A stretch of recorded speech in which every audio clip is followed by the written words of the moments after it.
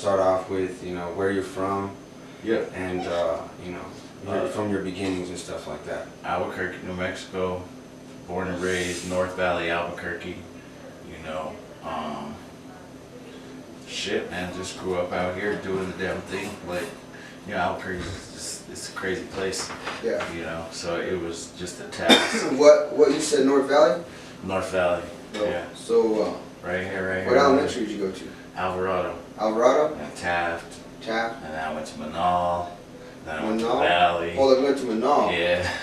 Manal, hold up. Let's retrace that. The private school. Okay. Yeah, no, my parents, they were like, yo, you gotta go to private school, and I didn't really want to go, like, at all. And then I ended up going, and I went there for 2 years, and then I was like, nah, I can't really do all this. I'm trying to be with my friends at public school, so bounced out of there. Then I went to Valley, then I went to West Mesa, and it was just, On from there. It was on from there. Like, I met a lot of people just in... Just going from different hood to Exactly.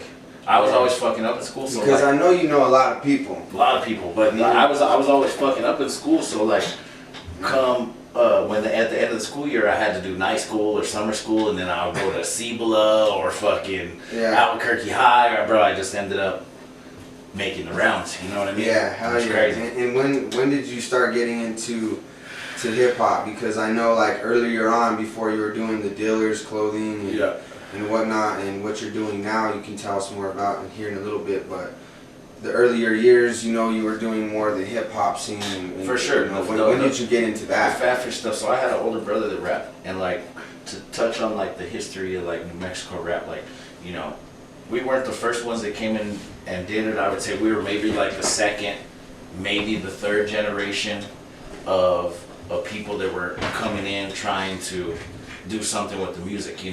Before us there was people like Empty Pockets, like Exhibit. So tell us a little bit before who you were. Okay, so before I really started fucking with the rap, as far as Albuquerque, there was a group out here called Empty Pockets, Nick and Joe, real good friends of mine to this day. But they were kind of the first ones commercially making music. I had a brother that was rapping too, and Nick and Joe were friends with my brother.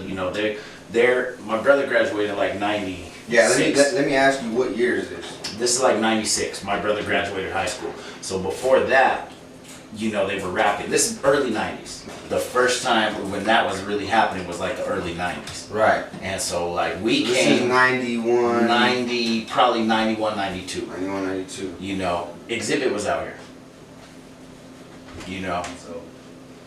So Exhibit was out here doing this thing. Everybody tells me about Exhibit was out here.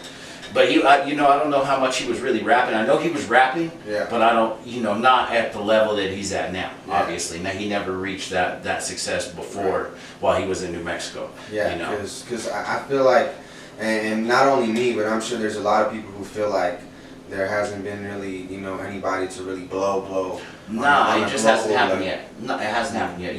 I'd say the closest that we've come, and the homie that's doing the most is probably Juan Gambino. Mm-hmm. He's got a fan base that stretches to, multiple countries. They listen to his music in Japan. And so he's got, as far as a worldwide presence, he's probably the biggest out of all of us, you know what I mean? And probably one of the biggest to come out of New Mexico. I mean, I think a lot of people, would say that maybe Juan Gambino would be one of the biggest to come out of here. Oh yeah, for sure. I don't think that's debatable. But no. But that whole shit came later. So like. Yeah. So back to the earlier years, who inspired you to do the rap shit? It was all really my brother, bro. It was all your brother? My brother was going and at the time when you were younger. And who were you listening to? Whatever they were listening to. So that was NWA. That was Slick Rick. That was. I remember when Nelly came out, my brother like clowning me for listening to Nelly. He was like, "Oh, that shit ain't rap," But they were listening to Big Daddy Kane and early rap. Early rap. The early like. I mean, I've been listening to rap since the '80s.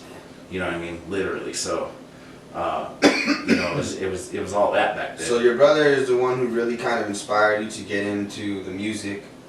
Yeah, for sure. And you said. When you were younger, there was a group called Empty Pockets. Yeah. And those were the kind of and no disrespect to Empty Pockets, but when I came to be like 19, 20 and I opened a record label and I opened a studio, my thing was like, okay, those guys did it, but they were just kind of playing with it, like, we're going to do it for real now. Yeah. You know what I mean? And it was really us setting up a commercial studio. Because I remember earlier in the years when you had Fat Fish, right? The record label, right? Yeah. We had a spot on San Mateo, I had a spot on Montebo, you know, I had a few different studios throughout the years, just different places, doing different shit. So, tell me about that. I mean, how did you get into just artist to record label? It just, you know, this was at the time when everybody was starting their own record labels, and it just seemed like the right thing to do. And I had a lot of people that were wanting to make music around me, and, you know, we could afford the equipment, and we had the financial capabilities to try to make shit happen, so we did, you know. And this was like 2001. 2002, you know, right around there as when I got with my homies and started rapping a little bit. Then we opened the studio in 2003. In 2002, I was running ads in the movie theater. So like you go to like Century Rio, and when you were sitting down to watch a movie, my ad for Fat Fish Records come in 2003 or whatever it said we'll be running on there. People would call me all the time like, oh, we just seen you in the movie theater. That shit's crazy. Yeah. So I mean, that was early. That's big time shit. That's way ahead of its time. That was way back then. Yeah, we're talking 17 years ago, 18 years ago. Yeah. You know what I mean? Yeah, because when I was a young cat, I remember, you know, going to Raw, you know. Oh yeah, for sure. Raw Music. Studio. That was all, you know, part of the history in itself. Yeah. You know, Raw Music.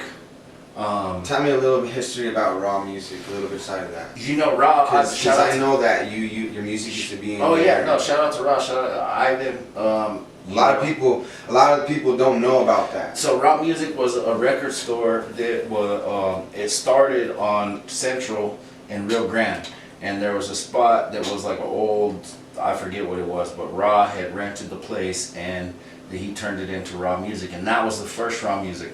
And at any given time of the day, like you could go over there and there was some shit cracking. Like people like over there, people with CDs, all this crazy shit, music, clothes, all kinds of shit going on. All kinds of shit. Then that spot shut down, and Rob moved it like a couple blocks away to 7th and Central.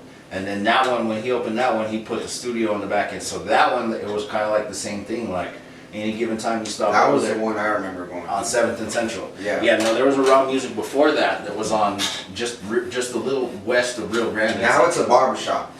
Now it's classic. Yeah, classic barbershop. Yeah. Now Raw Music is classic barbershop. Because before it used to be the second location. It was the second location. Before what year was this around? This was like 2010 maybe. 2010. Huh? Yeah, because Raw Music probably been closed down for like 5 years. You know, so that was a little while ago. Yeah, because I used to see a lot of the old heads, you know, quote unquote now. You know what I'm saying? Yeah, for sure. Joe D. Rest in peace, Joe D. Joe D used to be in there. Smoke Dog used to be in there. Big Smoke. You remember Smoke Dog? Oh yeah, Big Smoke Dog. That's my boy, man. Shout out to Big Smoke. I haven't seen Smoke in years, but we got bangers together. Me and Smoke got hard songs together. For sure. So a lot of people don't know about Smoke Dog and Joe D, bro. Medicated music.